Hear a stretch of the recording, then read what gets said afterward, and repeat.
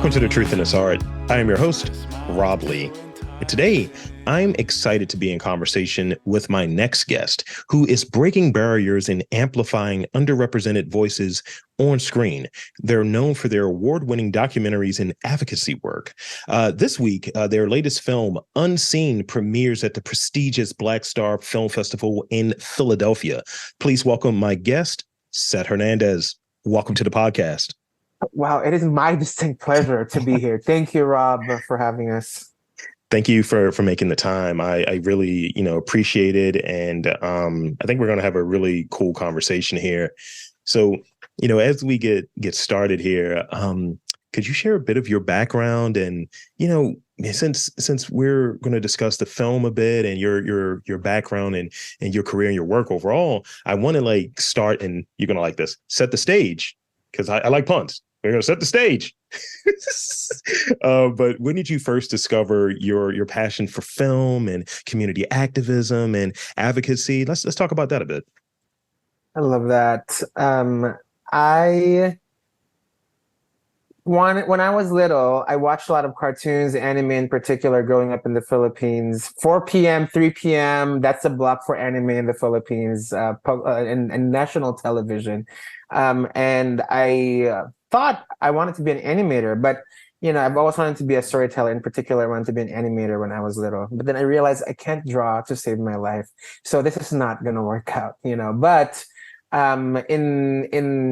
since moving, immigrating to the Philippines as a kid, to living in the U.S. for pretty much most of my entire life at this point, I became more involved in organizing, particularly when I became aware of what it means for me to live in this country as an undocumented immigrant, as an undocumented young person. I feel like, I went to film school, to be honest, and the presentation of the film industry, quote unquote industry, that was presented to me was like this very much capitalistic corporate, studio system of film, that as an undocumented person, I felt like I cannot really engage in because of the circumstances of my life, So even though I went to film school, I didn't feel like it was a viable option for me to pursue film in the traditional path that, certain people might have access to. So I became more involved in organizing, and I was already doing student organizing in college with other undocumented students, in particular, pushing for, access to be able to get financial aid to go to college, being able to be eligible for scholarships, in the university system, and also originally being involved in the movement, to pass the DREAM Act, for example, or at the time what led to the passage of Deferred Action for Childhood Arrivals, or the DACA. But in the course of doing this, I realized how the media really was, vulturing over the stories of immigrants, particularly like this tragedy porn experience of like, oh, look at how scared you are. Look at how sad you are. Look at how deprived you are, as undocumented people, and really never also experiencing the experience, never really finding the undocumented experience beyond this box that mainstream media portrays us to be, and I feel like people in my life, myself included, my family, our narratives were never included in that. So I think in that vein, that's kind of where I realized that there's this, there's the intertwining of organizing and storytelling that emerged in my life, this as a young filmmaker, I guess. Thank you. That is great. And because you opened the door, I gotta ask. So, what was your favorite anime growing up? What was my favorite anime growing up? Well, as a queer person, I should say, while my older brother was like just really going crazy for Dragon Ball, I was out here like living my best Sailor Moon life, to be honest, So Sailor Moon, but actually I would say my most favorite anime growing up, Sailor Moon was like my introduction, but I would say it was actually Hunter x Hunter, the original in the late 90s, that I was really introduced to. So See, Yes. whenever someone mentions like anime, because I'm a passive anime head, so I'm always looking for suggestions of things to check out, and I go to the cons and all of that stuff. So I'm like, all right, I don't want to look like a noob when I go over there. It's like I don't know anything, but I know the lyrics. I won't say them. I know the lyrics to many themes. Yu Yu Hakusho. He did his research. He did his research. That's right. So now, because we're kind of around sort of the media portion, so obviously anime was touched on there, which is in the sort of fun vein when it comes to sort of the films that stick out for you growing up and even now, right? What are some of those documentaries, some of those filmmakers, just that sort of version of media that sticks out to you and perhaps shows up in how you approach your work? Ooh, I love that question, Rob. And I think for me, maybe something I'll preface. While I went to film school, I don't know, I haven't watched a lot of films from the US in particular. I don't follow the Marvel movies, for example, or like the Barbie, like the latest like product of Hollywood. It's not really my vibe, to be honest. But ask me about Iranian cinema, ask me about Hong Kong cinema, ask me about Filipino cinema, I got you. Like a lot of my inspiration are films that are not from the US, not from Hollywood. And in particular, if it is from the US or from Hollywood, it's mostly from, independent filmmakers of color in particular. I think the voices that are not commodified by capitalism in particular, unfortunately sometimes it also means not the most sustainable living for many of these filmmakers, but I feel like the voices of filmmakers of color in the US in particular that haven't been commodified, I think are some of the most like really empowering storytellers out there. And as an undocumented person, what, like I told you earlier, I was looking for, in a way, like representation of myself, that's not in the box of the mainstream media. I want to give a shout out to one of the first filmmakers who are undocumented, that really uplifted the experience of our community. Her name is Tam Tran. She is of Vietnamese descent, undocumented in the US, but was born in Germany. And when people would ask her, like, what's your nationality? She's like, the world, because like born in Germany, like Vietnam descent, but grew up in the US, like it doesn't get more complicated than that, around like sense of like this national identity, whatever that means for anybody, But Tam Tran made this short film in 2007 called Lost and Found, that I feel like was the first time I saw a Filipino undocumented person on screen through a documentary. Wow. And I would also say, I think beyond that, I really feel like these days the movies that I really connect with, are the more pensive kind of like films that don't happen so quickly, that allow you to like reflect on every moment, and that's why I love, like films from Iran, like films by, and I know like sometimes like I don't know the politics of these filmmakers, but I do love their films, like for example Majidi, films like Children of Heaven, Baran, and Jafar Panahi, Crimson Gold, like just really powerful filmmaking that's not in the US. Thank you. And I'll throw this out there. I remember, the Academy Awards a few years ago, and just sort of more attention in a really high profile sort of way to films from filmmakers who are not American and Mm. that don't fit that sort of this is the Hollywood machine. And I just remember one that I was on the fence about it, and it sticks with me. It still sticks Mm, with me. And mm, it's something about that version of storytelling. The movie is Drop My Car, that really like sticks with me. It fits in all of these different things of stuff I mm. normally wouldn't watch. I was like, how many languages in this movie? How long Yeah. is it? But then as I'm watching it, and they did the sort of really ballsy move, the filmmakers of like, oh, the title is going to be like 40 minutes into the movie. I'm like, oh, we're in, and I'm captivated. Where, as you were touching on earlier, and I feel the same way, about like some of it almost feels like a chore to do your Marvel homework. And I'm like, it's like, I want to enjoy this, and I want to be I want to be challenged in some ways, and I don't want something that feels disposable. And I want filmmakers and people that look like me and people that I rather have conversations with, their stories to be reflected in a real way, not in this sort of, hey, we're going to throw a few BIPOC bones out there and see who wants to do the work. That's right, Rob. And just to add to this, I think one of the things that I also really don't like about Hollywood films is how monolingual they are, always in English.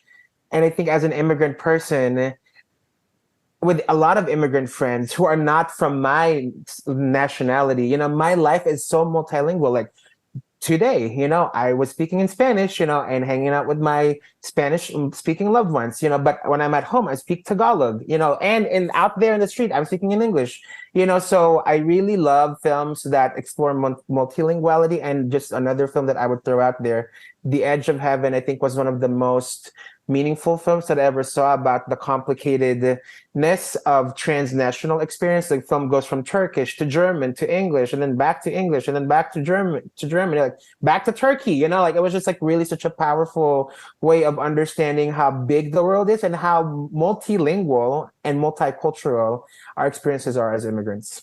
It's wonderful. It's important. So I want to move into, since let's talk about good films. Let's talk about your film. Let's talk Oh about my God. Unseen. And in talking about it, if you could, just tell us a few of the themes that you're exploring here. This is pretty much going to be that chunk. We want to talk a bit about the film, and here, give us the hits. Give us the hits. That's such a the way I've talked about Unseen during the last 7 years now, of like bringing it out into the world. The way I've talked about the film has really changed. I think my most favorite one these days is that Unseen is a coming of age story in your late 20s. It's a story about desire, wanting something really bad, but because of the circumstances of your life, it becomes really difficult to get that thing that you've always wanted. You also want this thing, this goal in your life, because you think that it will change your life and, save you from the problems that you are currently facing. And after all this work, after all this time, you finally get that goal, you finally reach that goal, but you realize, wow, it actually does not solve the problems that I thought it would solve. And if anything, I have new problems to have to confront. So what do I do now with this realization and this uncertainty that the future holds for me?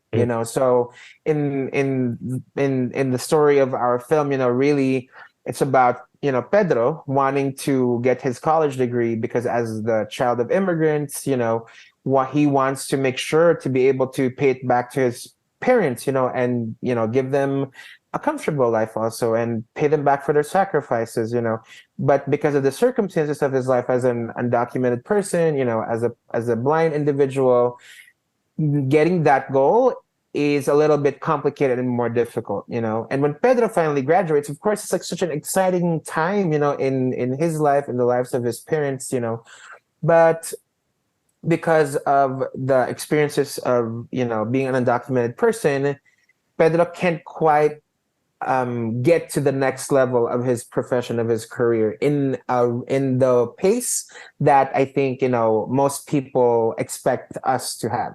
So what do you do with that realization, and how do you find a sense of inner peace? In all of that, all of this allowing us to intertwine the experiences of disability, immigration, and mental health. Through this through line of an individual story. Wow, and with it, that, as you said, coming of age, like the process of living with and working on a project for the better part of a decade. Talk about like sort of that growth. And actually, let's step back a little bit. What was the sort of that initial inspiration to like, hey, Pedro, can we hang out? Can we talk about this? What was that sort of initial like conversation, that initial feeling, that inspiration? I love like a moment of like circularity, because I'm gonna go back to your first question Okay. because it's tied to that, of like my background in organizing and in filmmaking. Like I said, I've been involved in organizing since I was 18, and particularly in the immigrant rights movement. I met Pedro through this program, around healthcare access for undocumented immigrants. And at the time, Pedro was the only individual we knew in the program to have a disability.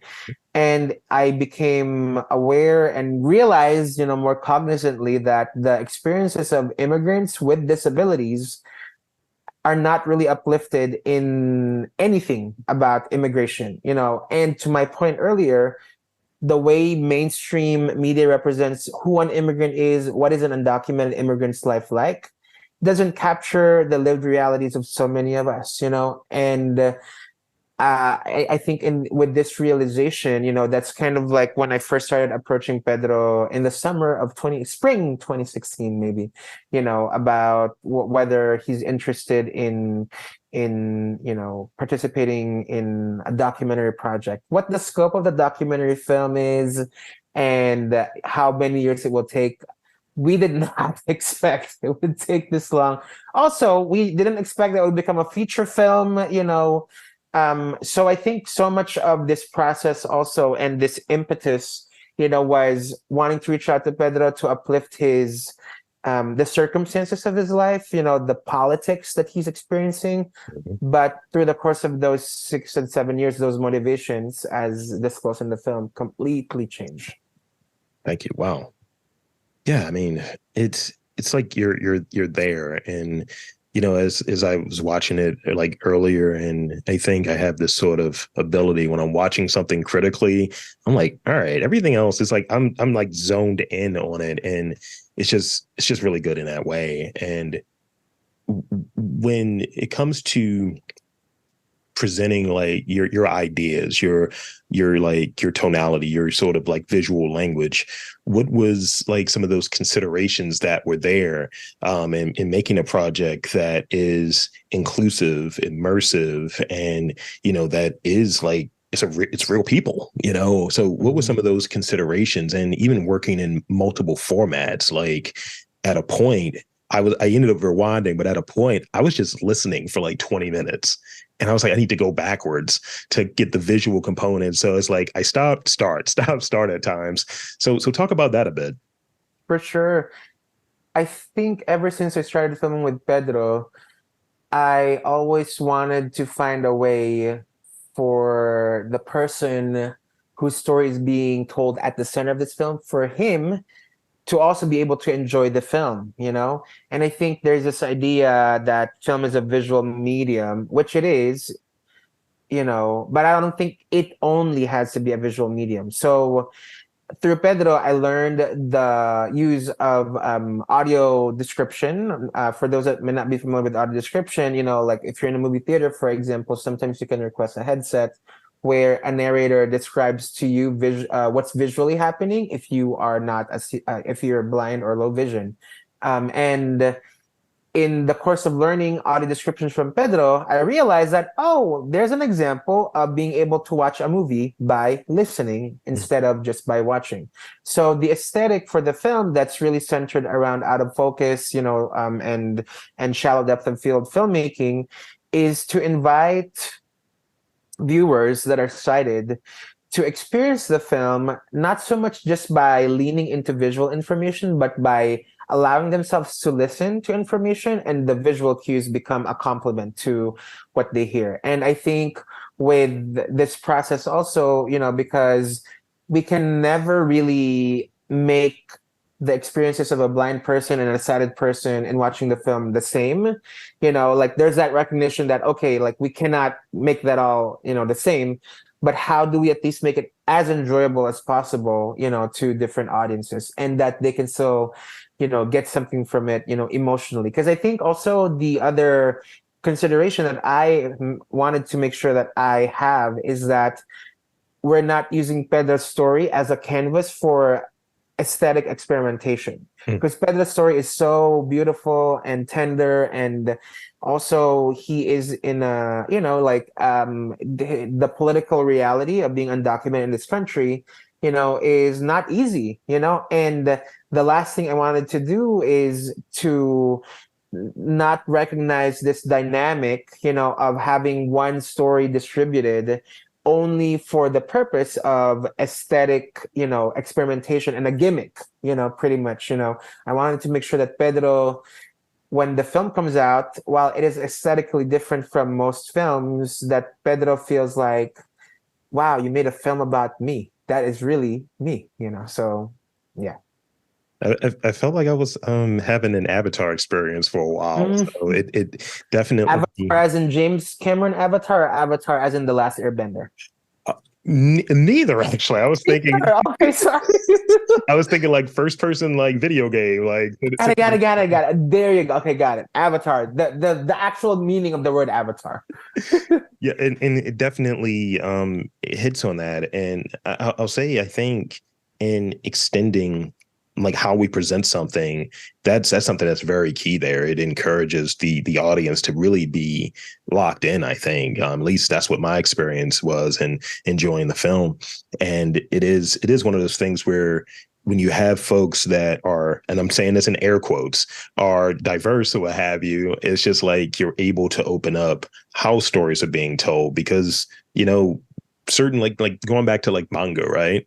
That's written left to right or right to left versus what we have here commonly. So having something as simple as that is like, let's blow out all the media and see like who should be involved in thinking through those sort of things. And even when I do this, like I, don't literally say that this is just a podcast. I'm like, this is journalism and this is this and all of these sort of different things because I view it in that way. So you tell us how it is, Rob. You tell us how it is. Let's hear it. And even when you look at something like, I'll talk about like people who are doing plays and doing theater. I was like, you can do an audio play. I was like, why does it have to be on a stage with people? They're still acting. And I would have those sort of fights and those challenges because I think we become too reliant on certain things and it kind of dumps down how we receive things sometimes. Exactly. Messages like this. So so definitely the emotional connection is there. Like, again, I feel like I was around it and I'm like, so tell me about like your growth over that time as like a person, as a filmmaker. Was it one of those things? I don't know what the sort of editing process, and please, talk to a bit about that, but looking at some of the earlier parts of the film as we get to the later parts of the film and finishing out the film, what were some of those feelings and kind of reliving some of these things? And like maybe just piggybacking off of what you were saying earlier too, Rob, like you mentioned the Avatar experience, right? That's actually an interesting way to put it, because one of the things that in the editing, that kind of emerged that I was telling our editor about is, this film is about mental health, and a person's introspection. What would it be like to watch a film as if in like we're in somebody's like consciousness, and we can, I don't think it's we can never really I'll speak for myself. I can never really fully know what it's like to be Pedro because I don't share his experiences, but when Pedro shares what he's feeling sometimes with me and I tell him about what the things I'm going through in life, the human emotionality that we both connect with, even though we don't share the same experiences, Sure. That reminds us that we're both like, oh, we're the same species because we both feel these things, and I'll never know what it's like to be you, you'll never know what it's like to be me, but we share this common human experience, that allows us to really, understand each other's perspective, so I think with what you're saying, the intention really is how can we communicate the feeling of being this individual and in that reality getting a sense that, oh, like the experiences that I feel as a person is, sometimes similar to what this other person is feeling, and I think for me also, in the last year, actually in the course of making this film over 7 years, I was not supposed to be a character like for the first 6 years. It wasn't literally until maybe like May last year, just over a year ago that I emerged as a contender to be on screen because my amazing editor, Daniel Chavez Ontiveros, he was watching the footage because I was editing also for the first 6 years of the project. And then when he comes on board, he's like, like you and Pedro share a lot in common. What would it be like if we include you in the film? And I think what also the invitation that opened up is that I'm asking Pedro to be so vulnerable throughout the course of this film. And to a certain extent, I feel like it's almost unfair, maybe, to expect him to take off all his armor, be in front of the battlefield, while I'm in the tent somewhere just watching him, like confront an army, of like viewers and spectators, while he doesn't have, like while expecting him to be vulnerable. I felt like, and I think thanks to Daniel, and listening to his invitation, I think it was important for me to kind of step into that while also making sure that I am not the star of the film. Pedro is still the superstar, of this film. And I think finding that balance that, it's not about me, it's about Pedro. And I just show up because to a certain extent, what Pedro's going through as a person, I was also going through. And if the two of us are going through it, maybe somebody else is going through it too. Right. Wow. Thank you. And yeah, in doing this, like I've done interviews with folks, and I go back to some of those early interviews. I'm like, I don't know what I was asking this person. Now as more seasoned, I start asking questions that really have folks thinking, and I'm curious. There's a certain rigor to it, and an example would be, and I would ask this of you right now, of whether it's in previous work or in unseen, what comes to mind as like a uncommon source of inspiration? I go for walks, right, on occasion, and I might see, and I remember this example. I was in Texas. I went for a walk, and I was coming up with questions. I was doing interviews down there, and I was like, I need something that just feels unique. And I just see a car driving by, and I saw the bumper sticker, and it said, "Art is the new magic." And I was like, I need to take this down. This is a question. The universe is telling me this. And that was an uncommon, unexpected, and appreciated sort of source of inspiration. And it was used in a few questions.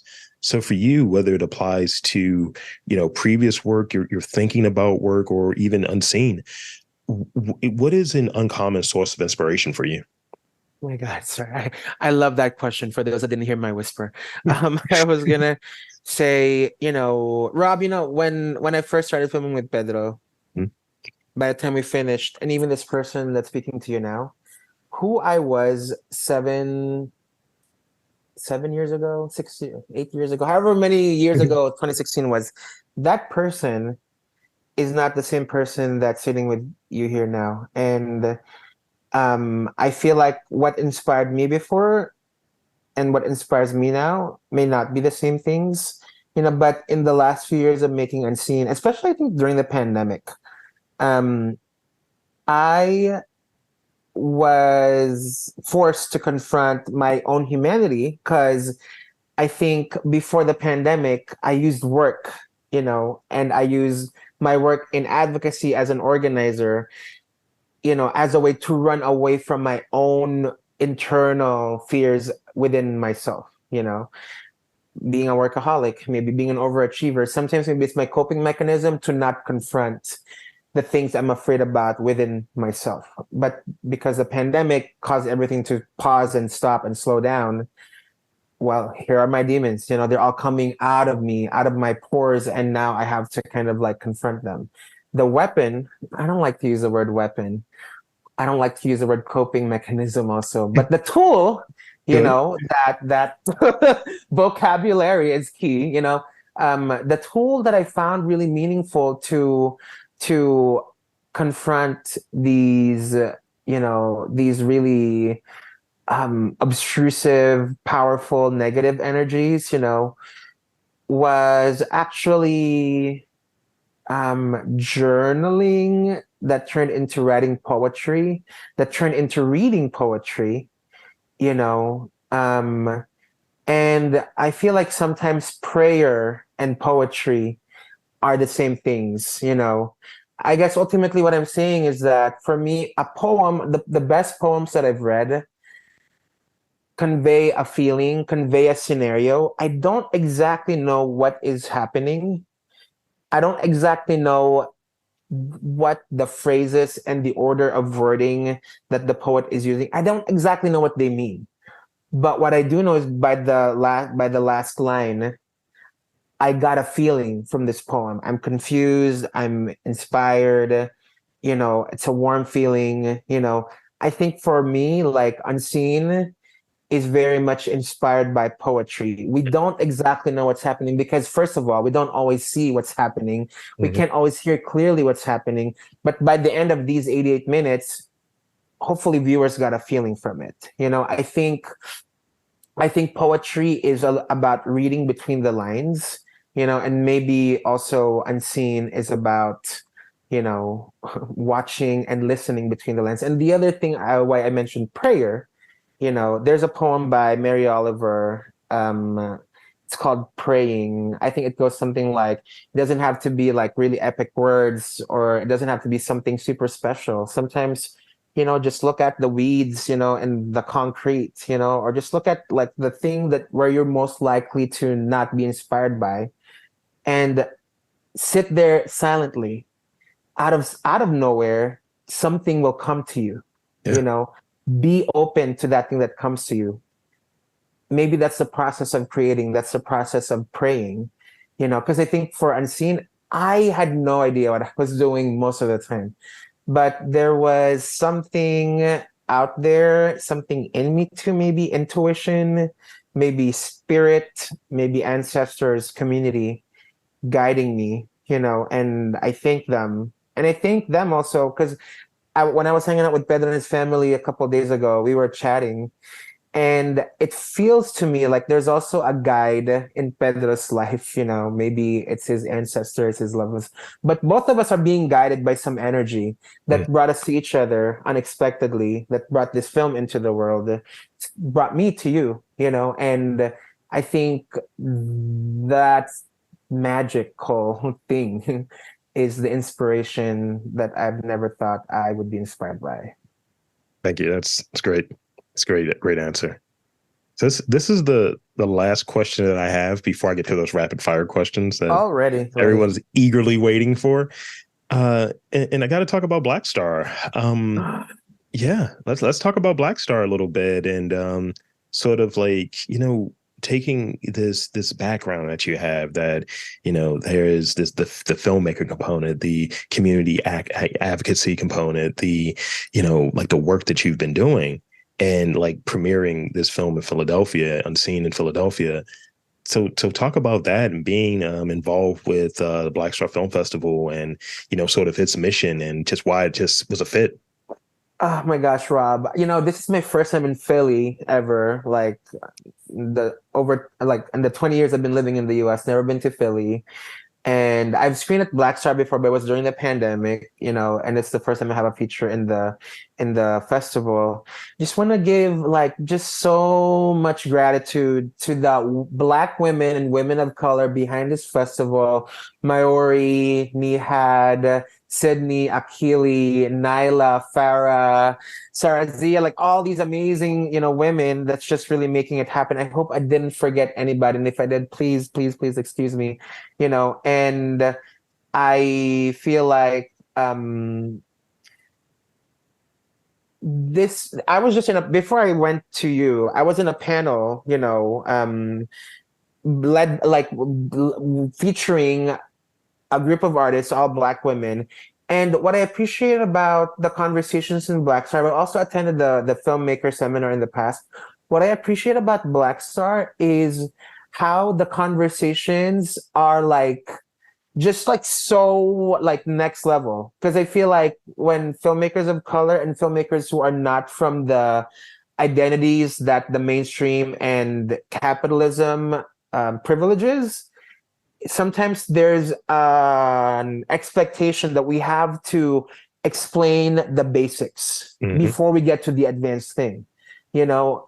And what I appreciate about every conversation in Black Star is that there's no need to go down to the basics. Let's go right, to level 34 because like we're slaying the dragon already, like, because I feel like, even here in this festival, the embracing of accessibility, as a part of the ethos of the festival, our film, something I'm proud about with our film is that our film is led, and a lot of our creative team include people who are immigrants, people who are undocumented, people with disabilities, filmmakers who are blind, filmmakers with disabilities, and we are being blessed with the opportunity to be in a panel about how we made accessibility a part of our filmmaking process and our aesthetic, as part of the process, and I feel like the fact also that it's not just that, also we're people of color who experiences these intersectionalities. I feel like it's just a croissant, like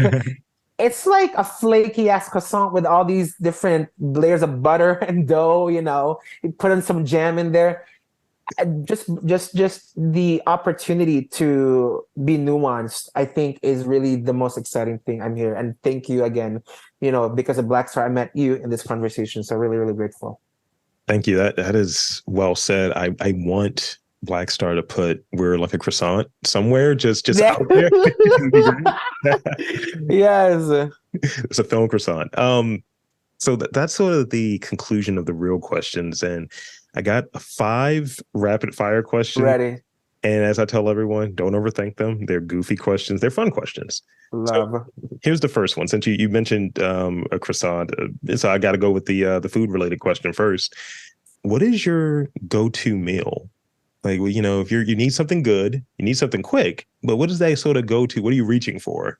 Oh my God. I love, in particular, I eat a lot of salad. I don't know. I'm a basic person, but if you're just thinking about something quick, something good, I go tarragon in particular is my most favorite herb to put in a salad.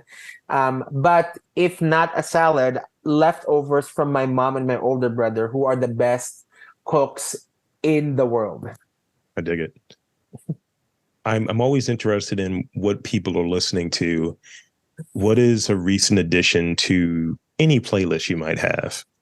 I'm screaming. Something I was telling Pedro, because I do understand and speak Spanish, Tagalog, and English. The blessing and the curse of knowing different languages is that you can listen to breakup music in different languages and feel sad in different languages.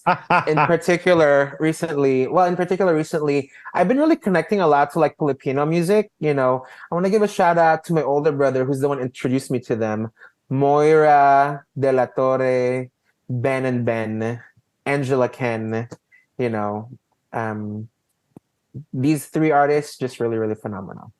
That's great. Their music is in Tagalog often, but you can Google translation of this song.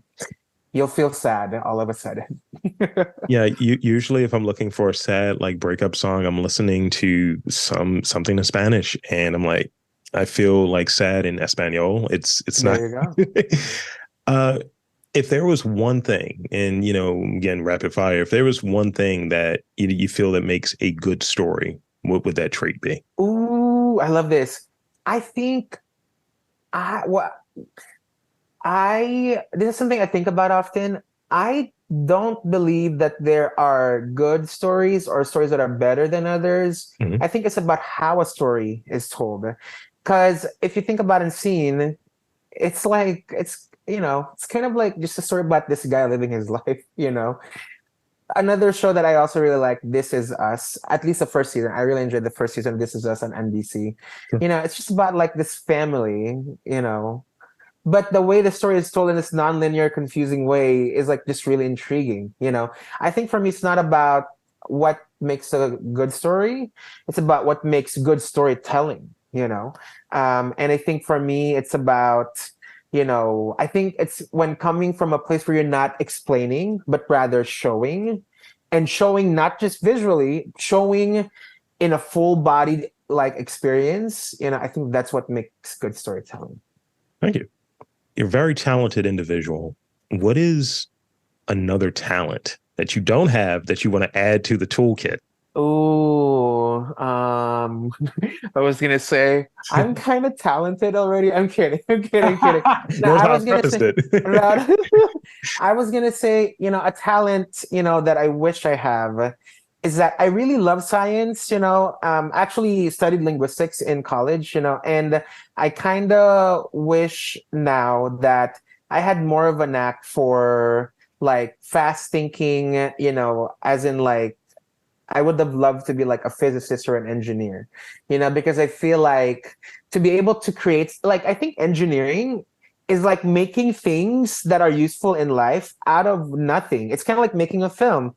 Hmm. You just had words. Now you have people saying the words you wrote. It's like almost godly, like, like godlike powers, to have, and I think being an engineer is a similar experience. I kind of wish I'm like a material engineer kind of person.